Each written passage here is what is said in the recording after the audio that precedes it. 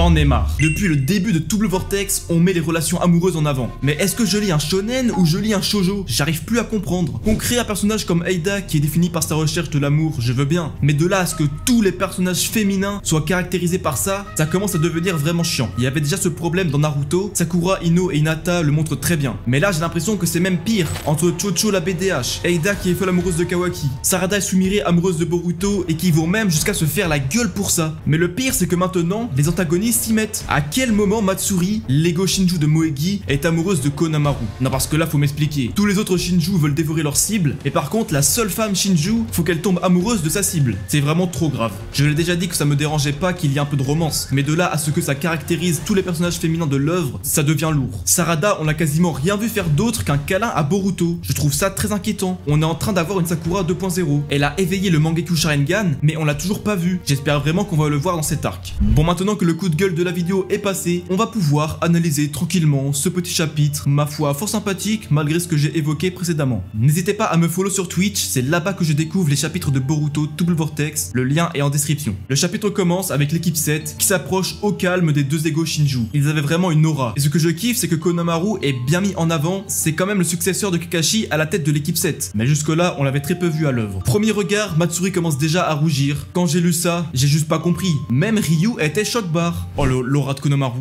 Merci de le mettre en avant. Ah ouais, Matsuri est la poursuite de Konamaru, donc là il va y avoir un combat. Hein. Qu'est-ce qu'on fait Matsuri?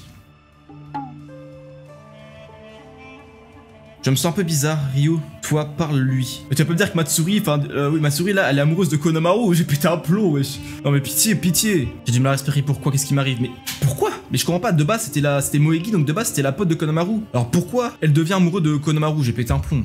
Ensuite on a le plan de Shikamaru qui nous est dévoilé. C'est une sacrée masterclass. Boruto lui a donné toutes ces infos. Pour sauver Moegi et Shinki, ils doivent récupérer l'épine de l'âme ou le Togedama des deux Shinju pour le restituer au corps originel pris dans l'arbre. Bien évidemment, Shikamaru n'a pas dit qui lui avait donné les informations. Boruto c'est vraiment l'Hokage de l'ombre. On va apprendre une chose très intéressante. Les Ego Shinju ne font pas le mal par essence. Ils se contentent de suivre leur instinct. Shikamaru les qualifie de jeunes bêtes féroces. Ils viennent de naître. Ils suivent leur instinct animal si je puis dire. Mais c'est comme un enfant. Si on l'éduque à faire le bien, il fera le bien. Ils cherchent eux-mêmes à se connaître. Ils cherchent des informations. C'est pour ça que Jura lit des livres. Et que Shikamaru a dit de le traiter comme un vrai client. D'ailleurs ça me fume. Je sais pas comment Jura a eu de l'argent, mais bon. Il est là au calme dans la bibliothèque, alors qu'il possède une force hors du commun, capable de détruire le village. Donc le plan de Shikamaru, c'est de sympathiser avec les Shinju, de les apprivoiser, parce que c'est comme un chien. Plus on l'apprivoise jeune, plus c'est facile. Et la suite de son plan, c'est de les trahir. Non, ça c'est un plan machiavélique digne d'Aizen. Ils vont manipuler les Shinju. Normalement, c'est les antagonistes qui font ça, pas les protagonistes. Ça, c'est quelque chose que j'ai vraiment beaucoup kiffé dans ce chapitre. C'est quand même une sacrée mission que doit endurer Konamaru. C'est quelqu'un de gentil. Manipuler quelqu'un pour le trahir, même si ce sont des ennemis, faut avoir aucune pitié. Shikamaru a même dit que Naruto n'aurait jamais choisi une telle stratégie. C'est un peu un Hokage à la Danzo, capable d'user des pires méthodes pour le bien de Konoha. Bon, même si on est d'accord que Shikamaru est moins extrême que Danzo.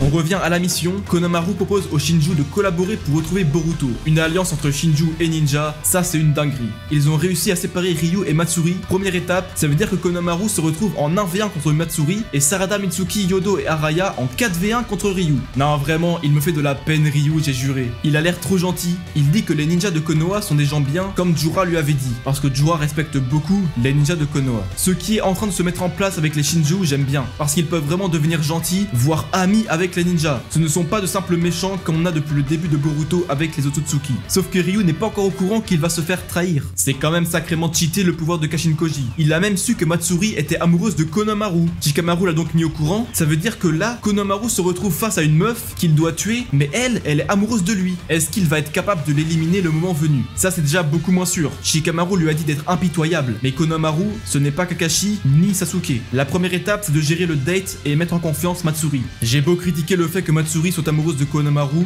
je dois avouer que c'est quand même drôle de les voir assis côte à côte. Eida les espionne et fait son rapport à Kashin-Koji. C'est vraiment la goat, elle aide Boruto. Sur cette planche, c'est fou comment Boruto et Kashin-Koji ont trop de flow. Et ce qui est intéressant, c'est que Koji est toujours dans cette quête de sauver la planète. Il interdit Boruto d'aller se battre, car s'il fait ça, Jura va venir et il sera tué. Ça veut dire que Jura est plus fort que Boruto. C'est quand même une sacrée information. Il dit qu'il ne veut pas perdre Boruto, car sans lui, c'est sûr qu'il ne pourra jamais sauver la planète. Il a besoin de sa puissance. Le jour où Kashin Koji va être démasqué, il va tellement être pris pour cible, il connaît littéralement tout, c'est une mine d'informations ce mec. Faut qu'il reste bien caché dans son repère. Le chapitre se termine avec Kawaki qui met un coup de pression à Amado pour qu'il retire son limiteur. Boruto s'est entraîné comme un fou pour acquérir sa puissance, mais Kawaki va l'obtenir en faisant une mise à jour. Le contraste entre les deux, c'est fou quand même. J'ai hâte de voir la nouvelle puissance de Kawaki, et j'aime bien voir Amado dans la merde, parce qu'il fait trop son mystérieux, sûr de lui, et maître de la situation, alors que rien du tout.